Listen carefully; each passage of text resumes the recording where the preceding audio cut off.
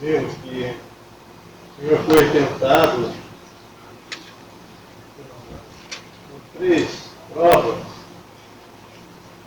Como homem, nessa primeira tentação dele, o diabo fala no versículo 3, chegando a ele, o tentador disse: se tu és o filho de Deus, manda que essas pedras se tornem em pães. Como homem, o Senhor tinha as suas necessidades, com fome, que é uma coisa que não há nenhum pecado, ter fome, em comer, satisfazer a sua fome, mas ele não queria fazer isso deles mesmos. E essa palavra que o diabo fala para ele, não foi lembrado também que Satanás enganou a Eva, falando uma coisa parecida com o que era a verdade, mas não era a verdade. E Satanás fala para o Senhor: manda que essas pedras se tornem em pão. O Senhor veio para servir, ele veio como um servo, para fazer a vontade de Deus, não para mandar. O servo não manda, o servo obedece. Essa astúcia, o diabo tinha conseguido lá no Éden, mas aqui com o Senhor, ele conseguiu obter resultados com uma mentira e com uma falsa verdade, aparente verdade. Depois nós vemos que ele é provado também como o Messias. Os salmos falavam muito da proteção que o Messias teria. Os salmos falam que ele diz aqui, usando o versículo 6, no final: os teus anjos darão ordens a teu respeito e tomar-te-ão nas mãos para que nunca tropeces em alguma pedra. Então ele, como Messias, enviado por Israel, tinha o direito de fazer isso. Mas da mesma maneira ele não usa os seus direitos e não era a hora ainda de demonstrar esse poder. E ele queria receber também isso, mas não o Pai. O Messias era submisso. E depois nós vemos também que na última tentação, o Filho do Homem que tomará posse desse reino aqui na terra e dominará sobre todas as coisas aqui nesse mundo, no dia vindouro, ou seja, no milênio. E quando Satanás prova no versículo 9, disse: tudo isso te darei se prostrado e me adorar. O Senhor sabia que tudo aquilo ali era dele por direito, mas ele também não ia fazer isso, antecipar isso, por causa desse engano de Satanás. Porque isso significava que ele não teria que passar pelos sofrimentos que ele passaria em breve, nessa vinda dele, e ele receberia esse reino sem passar por esses sofrimentos que o Pai, que Deus havia determinado. Então ele também não aceita isso, não cai nessa armadilha. Nem poderia cair, mas ele é provado e mostra quem ele era realmente. E outra coisa que ele usa daí da sua autoridade, e diz no versículo 10, então disse Jesus: guarde Satanás, porque está escrito: o Senhor teu Deus adorará e só a ele servirá. Então o diabo. Então aqui ele usa tudo que nós lemos nas cartas, de Paulo, resistir ao diabo e ele fugirá de nós. Então aqui, nesse momento, como se tratava do diabo se apresentar como tal mesmo, não ocultamente, não com engano, mas ele apresentando-se como o que ele quer ser mesmo, Deus, quer ser adorado. Então aí o Senhor usa dessa autoridade, resiste a ele, dizendo: vai de Satanás, porque somente o teu Deus adorará. Como nós vimos, ele só responde, segundo a palavra de Deus. E nesses versículos seguintes, nós vemos nessa sequência uma coisa muito interessante. O amar os seus discípulos, e é aquilo que ele dirá mais à frente, os seus discípulos, que como um valente tenha guarda a sua casa, tudo está em segurança para esse valente. Mas vindo um valente mais valente do que ele saqueia, ele amava o valente, o mais valente amava o valente, e saqueia todos os seus bens. E é isso que ele está fazendo aqui. Depois de ele vencer o diabo, e vencer a Satanás, e amarrar esse valente, por assim dizer, ele sai saqueando os seus bens, que são as suas almas, esses discípulos. E ele então vem chamando, e não só os discípulos, mas ele cura muitas enfermidades. Ele livra os endemoniados, no versículo 24, e a sua fama correu por toda a Síria, e trazia de todos os que padeciam, acometidos de várias enfermidades e tormentos, os endemoniados, os lunáticos, os paralíticos, e ele os curava. E seguia uma grande multidão na Galileia, de Decápolis, de Jerusalém, de Judéia e da Jerusalém. Então o Senhor saiu saqueando, né, os bens do valente, por ter amarrado, ter colocado a um lado um poder que ele mostrou. Inclusive, esse poder de fazer essas coisas era bem pertinente ao Filho do Homem, né? E mostra que havia poder nele para estabelecer o reino. Ele tinha esse poder, fazendo essas coisas, demonstrando esse poder, por curar, por expulsar o diabo, enfim, tratar com os enfermos, né? E ele mostrou assim o seu poder, e ele era aquele que tinha esse poder para estabelecer esse reino. Portanto, os judeus, né, os príncipes, todos os que o rejeitaram, fizeram uma coisa muito grave dentro de Deus, porque rejeitaram aquele que estava demonstrando quem ele era, e estava mostrando que ele tinha esse poder e que ele era o Filho do Homem que poderia estabelecer, deveria até estabelecer o seu reino aqui, mas essa posse desse reino foi postergada, foi deixada mais para frente, graças a Deus, porque aí entrou esse tempo da graça, né, que nós podemos, ou melhor, Deus pôde fazer uma chamada celestial, que não estava revelada no Antigo Testamento, mas estava oculta em Deus, e mostrar então esse tempo nós que estamos passando aqui, mas esse reino será estabelecido em poder em breve. Quando nós vemos esse homem submisso ao Pai, em tanta fraqueza, em tanta humilhação, como na tentação aqui, no deserto, 40 dias sem comer, e obedecendo ao Pai em tudo, e passando fome, como o irmão falou, ele era um homem com todas as necessidades humanas.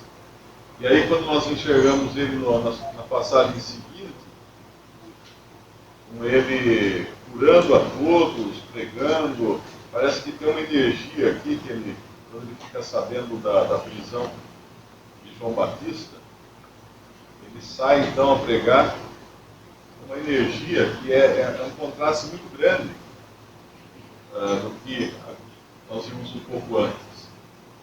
E é assim o Senhor, né? Nós podemos pensar que nós estamos tratando com Deus e com o homem. Um homem perfeito, um Deus obviamente perfeito. E quando ele surge aqui, quando ele começa essa pregação, tem um cumprimento aqui de uma profecia, isso aqui é importante. Versículo 14. Para que se cumprisse o que foi dito pelo profeta Isaías, que diz: a terra de Zabulon e a terra de Naphtali, junto ao caminho do mar, além do Jordão, a Galileia das nações, o povo que estava sentado em trevas viu uma grande luz. E aos que estavam sentados na região e sombra da morte, a luz raiou. Desde então começou Jesus a pregar. A opinião que Deus tem na palavra dele, nós sabemos que Deus enxerga as coisas de uma maneira diferente da que nós enxergamos. E a opinião que Deus tinha desse homem, ainda com toda a sua humilhação, com toda a sua fraqueza, com todo esse invólucro humano, era de uma grande luz. Uma grande luz. Uma grande luz. O povo que estava sentado em trevas viu uma grande luz. A luz raiou para aqueles que estavam na sombra da morte. Faz lembrar um pouco Paulo no caminho de Damasco, quando o Senhor Jesus aparece a ele na forma de um resplendor de luz. Mais à frente, Paulo ia dizer que foi uma luz mais radiante do sol.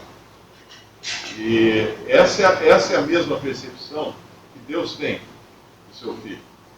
Mas os religiosos judeus não viram. Eles não viram uma grande luz. Eles viram um homem fazendo milagres, mas não viram a grande luz. E o Senhor Jesus se declarou como sendo a luz. Aquele que é a luz estava no mundo. E ao mesmo tempo, esse que tamanha glória, tamanho poder, tamanha presença aqui nesse mundo, é interessante que quando nós vamos lá para a última ceia, ele fala algo que eu estava pensando que é tão singelo. Ele está prestes a ser entregue e morto. Lucas capítulo 22, versículo 14. E chegada a hora, pôs-se à mesa, e com ele os 12 apóstolos. E disse-lhes: desejei muito comer convosco esta Páscoa, antes que padeça.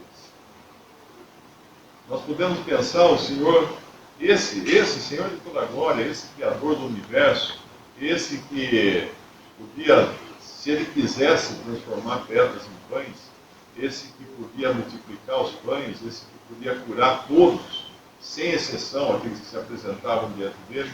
De repente ele está aqui com os discípulos, ele fala assim: olha, eu queria tanto comer essa ceia com vocês. Era um desejo dele, o coração dele. Desejei muito comer convosco esta Páscoa. Nós podemos pensar que ele tem essas afeições. Ele é essa grande luz que raiou no mundo, esse Senhor que subiu à glória, mas ao mesmo tempo ele é esse que fala assim: olha, eu queria tanto comer essa ceia com vocês, comer essa Páscoa com vocês.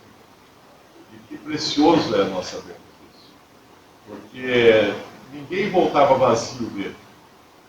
Ele nunca despedia ninguém vazio. Ele sempre atendia a todos. E o caráter do Senhor Jesus não mudou. Nós podemos ter certeza. O mesmo Senhor que andou aqui, o mesmo Senhor que foi uma grande luz que os homens não viram, o mesmo Senhor que curava a todos, como fala aqui, curando todas as enfermidades, no versículo 23 de Mateus 4, todas as enfermidades e moléstias entre o povo.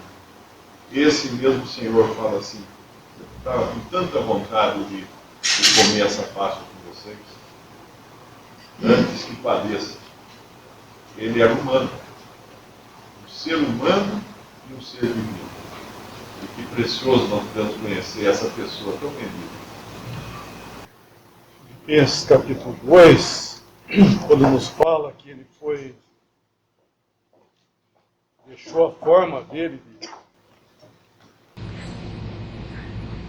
esse capítulo 2, quando nos fala que ele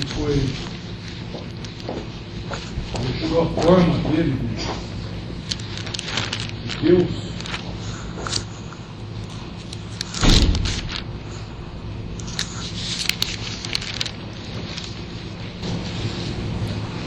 esse capítulo 2 fala que ele, versículo 7, mas aniquilou-se a si mesmo, tomando a forma de servo, fazendo-se semelhante aos homens.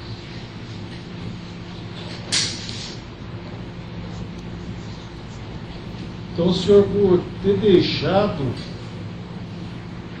a glória, né,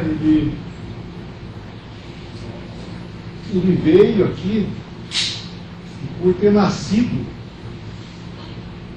na forma humana, toda a sua glória foi velada por essa condição que ele assumiu, um homem.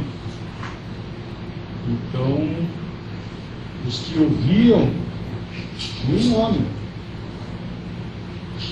Porém, os seus atos, né, toda a sua ação, que nós vemos aqui no nosso capítulo, muitos outros vai seguindo, todos os evangelhos, mostra todas as suas atividades, né, era expressão daquilo que ele era.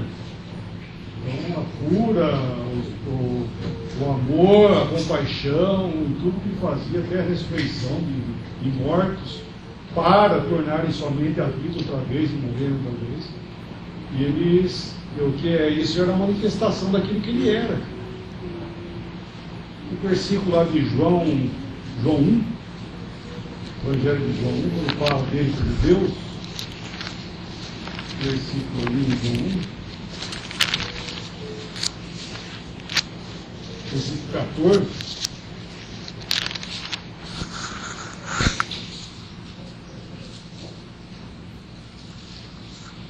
No Verbo se fez carne e habitou entre nós, cheio de graça e de verdade, e vimos a sua glória. Glória como a do unigênito do Pai. Essa glória que eles viram foi a glória moral dele. Porque ele também, no meio dos discípulos, estava ainda velado, né? Então essa luz que nós estamos falando aqui é justamente a manifestação daquilo que era a exteriorização daquilo que ele era, daquilo que podia brilhar. Então era agora uma glória moral dele, daquele que era origem do Pai. E isso é interessante, porque ele passa toda a vida nessa condição. E ele veio, né? Em Filipenses fala isso. Ele assumiu essa forma humana para nunca mais deixar de ser.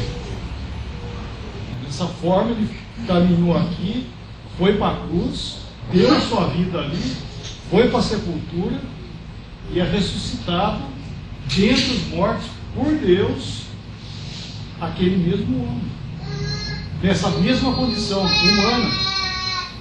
Só que ele recebe, logicamente, a condição de o primeiro homem ressuscitado dentre os mortos, que é algo que nesse terreno, que ele é o primeiro homem ressuscitado dentre os mortos, as limitações da velha criação não existem. Então ele toma essa nova posição e fica aqui 40 dias aparecendo no meio dos discípulos, e depois ele é levado ao céu. Deus leva ele embora. Como fala em Atos, fala que ele foi tomado para o céu. Enquanto eles estavam olhando, ele foi tomado para o céu e foi levado embora, e Deus glorificou ele. Deus colocou ele na glória. E daí em diante nós vemos ele nesse caráter. Quando ele apresenta para Saulo uma luz forte, brilhante, que deixou ele ficar cego. Ficou cego 3 dias, porém essa luz iluminou a alma dele. Então esse é o caráter do Senhor hoje, né? Se ele realmente aparecesse, embora a luz divina que iluminaria a alma, nós ficaríamos cegos. Foi o que aconteceu com ele. Então hoje ele tem essa mesma pessoa, é o mesmo corpo do Senhor, né? É a mesma pessoa, quer dizer, física, e ele mesmo também, só que ele está na glória pelo resultado, né? Deus deu isso para ele. Nós temos que lembrar que ele é o homem, ele deixou a glória para ser homem, para sempre ser homem. Então ele hoje é o homem na glória, do qual Deus deu para ele todas as coisas. maravilhoso dessa pessoa que ainda velada, oculta, que aos olhos de todos que olhavam, via apenas um homem, mas quem é esse, né? Como falar, quem que é esse? Nós não conhecemos seu pai, sua mãe. Ele era o Senhor. Isso é muito maravilhoso. Isso é a graça, né, dele em fazer isso, tomar toda essa posição por amor de nós, para glorificar Deus e nos salvar. E ele pôde, por isso, por resultado disso, transferir para nós a sua glória. Porque nós estávamos perdidos, nós estávamos um ser humano caído, sem condição nenhuma, né, vamos dizer assim, desgraçados, né, e rumo ao inferno. E ele, por graça, faz salva e transfere toda a glória dele a nós. Embora hoje nós vemos que para nós ainda continua essa glória velada. Nós vemos tudo isso com fé. Temos em nós o Espírito Santo, mas está tudo velado.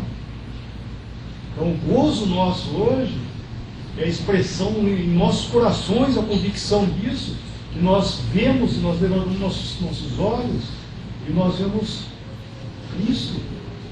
Inclusive tem um versículo que diz, fala que a glória de Deus está expressada na face de Cristo para nós. Então nosso Espírito Santo move nossos corações para ver algo que hoje está tudo velado, mas nós vemos por fé. E a alegria nossa é essa esperança que um dia esse véu vai ser tirado também. E nós vamos estar face a face com Cristo, perfeitamente. E toda a glória dele vai ser depositada sobre nós. Isso é maravilhoso. Pecador, como diz, um homem como eu, está um dia na glória com Cristo, gozando da glória de Deus.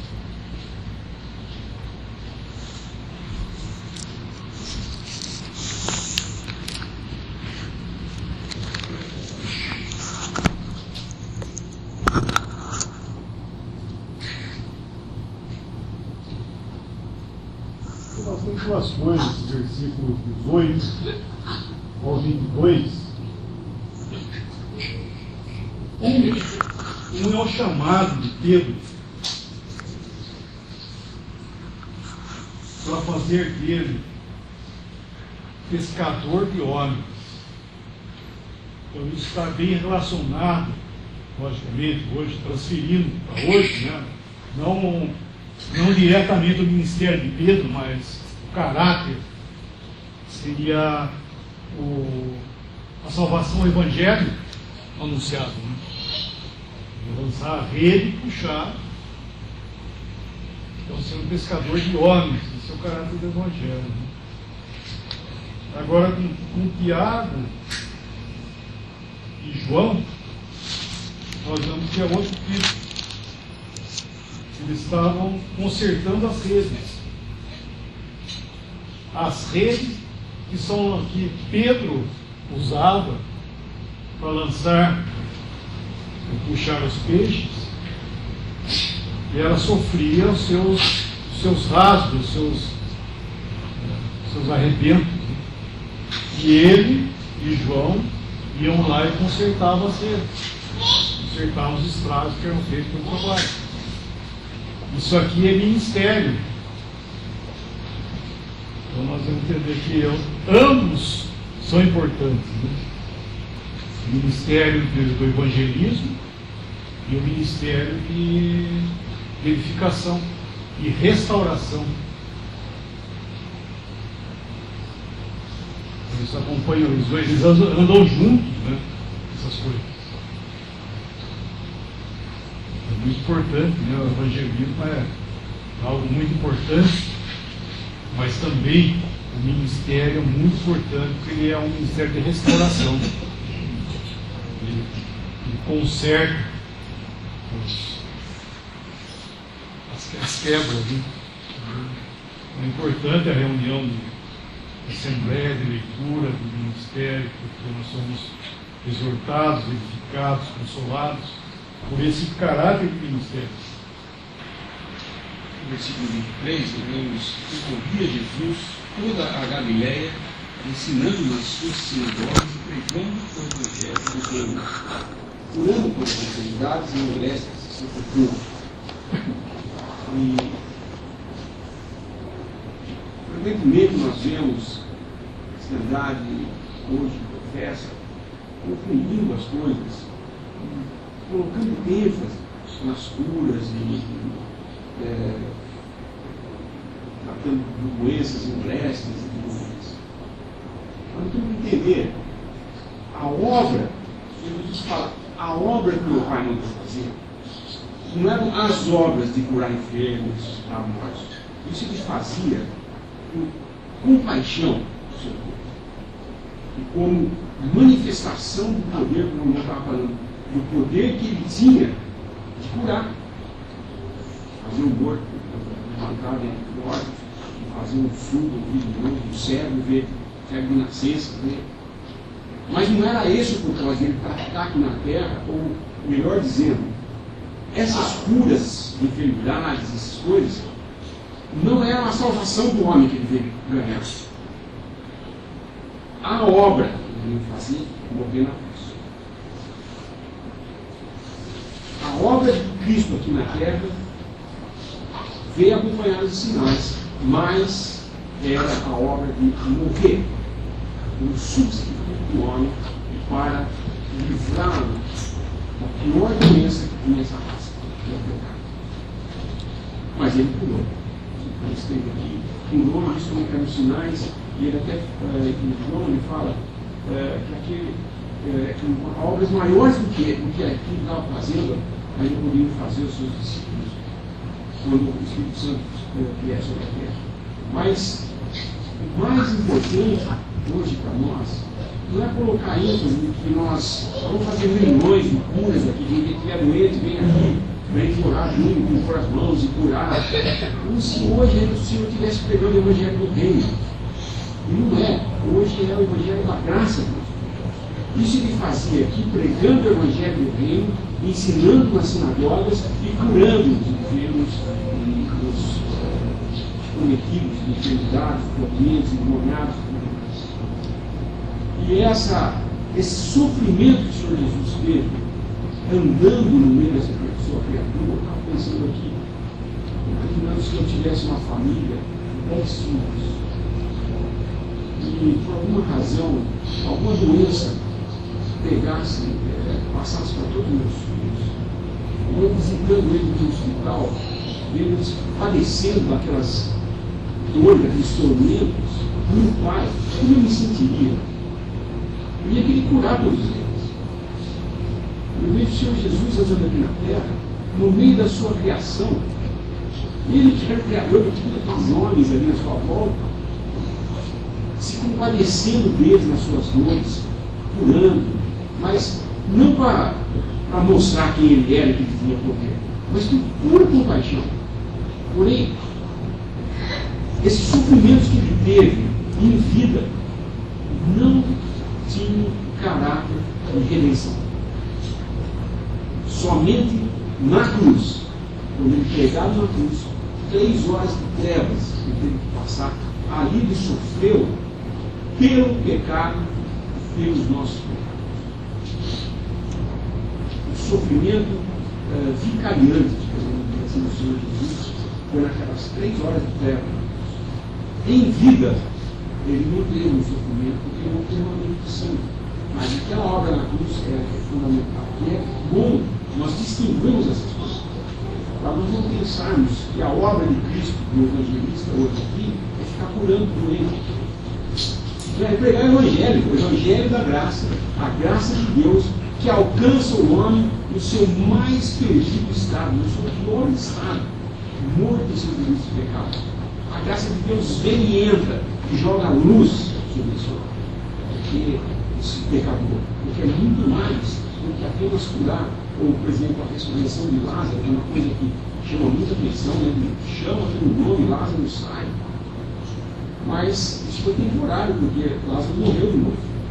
Ele não ficou eternamente ressuscitado, ele morreu de novo e vai ser ressuscitado. e é os paus que são seus. Aqueles que foram curados pelo Senhor Jesus, foram alimentados por Ele, também tiveram que enfrentar a morte.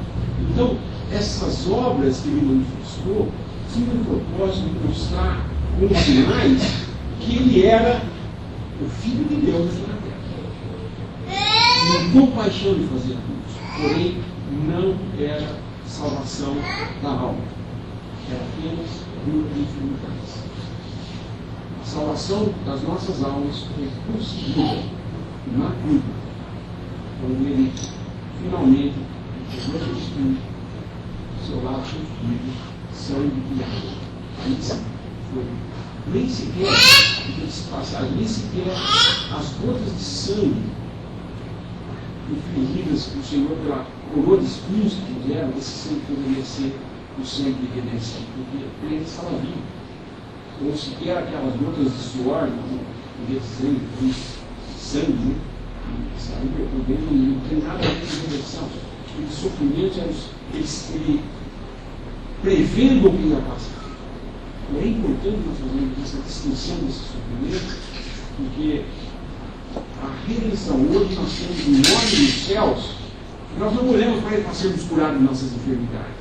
Podemos até ser, se não somos tanto, mas nós olhamos para esse homem, que é um homem na glória, tomando esse lugar nos céus como homem, em nosso lugar, para nós, garantindo a nossa entrada nos céus. E vai chegar o dia que estaremos com ele. Nós cantamos que Ele vive lá por nós. Estou pensando também nisso que os irmãos estão falando, e a relação que o povo de Israel tinha, esse remanescente, para eles entrarem em relação com esse Senhor, com esse rei que estava vindo, João Batista já tinha dito, arrependei-vos, no 3:2 fala isso, arrependei-vos, essa era a pregação. E agora a pregação do Senhor, também no 17, é arrependei-vos. Então, esse era não é propriamente a porta de entrada, mas vou chamar assim, de porta de entrada. Havia necessidade de arrepender. E uma coisa, e há também, mesmo na nossa relação como cristãos com Ele, tendo esse homem que intercede por nós, que é nosso advogado. Então há necessidade desse arrependimento. E uma coisa que chama a atenção também no versículo 24, ele estava curando todas as enfermidades e moléstias entre o povo. 24, e a sua fama correu por toda a Síria, e traziam-lhe todos os que padeciam acometidos de várias enfermidades e tormentos, os endemoniados, os lunáticos e os paralíticos, e ele os curava. E seguia-o uma grande multidão da Galiléia, de Decápolis, de Jerusalém, da Judéia e da além do Jordão. Então, pensando o seguinte, nós vemos algumas indicações, principalmente na multiplicação dos pães. Muitos seguiam o abençoador, o dador, por causa das bênçãos, por causa dos dons, não propriamente por causa dele. Então hoje nós temos visto também algo assim na cristandade. Ele fora, batendo na porta, e a cristandade dizendo assim, somos ricos. Por quê? Porque temos aquilo que o dador nos deu. Então nós, como cristãos, ocupados estamos mais com aquilo que ele dá e não com ele propriamente. E uma coisa que chama a atenção é que o Senhor Jesus sabia disso. Sabe, quando fala assim que o amor de Cristo nos constrange, ele sabe exatamente quando eu estou buscando não propriamente ele que me ama, mas aquilo que ele me dá, e ele sabe disso. Ele sabe o que se passa no meu coração. Sabe, se eu sei, por exemplo, num relacionamento, que alguém está andando comigo, ou gozando da minha companhia, por aquilo que eu estou dando a ela, como é difícil o relacionamento. Você fala assim, puxa, mas ele está comigo porque eu estou dando isso, eu estou fazendo isso por ele. E o Senhor Jesus sabia disso, sabe? Desse interesse pelo que Ele estava dando e não por Ele propriamente. Então tem esse aspecto também. Nós temos esse homem na glória e Oxalá, sabe, mais e mais, que os nossos olhos estejam postos no céu, que sejamos atraídos por Ele mesmo, e não por aquilo que, por as curas, né, que eventualmente, cotidianamente Ele tem feito, e por aquilo que Ele tem posto sobre nossa mesa. Não que não sejam, né, coisas importantes, e dar graças a Deus, comer em comunhão com Deus, né, comer, chamar Deus de Pai, ter esse Senhor, mas interessante que Ele sabe perfeitamente o que é que nos está atraindo, por que nós estamos seguindo, né? Por que essas pessoas o seguiam. É bem interessante isso. Ele sabia, e os amava.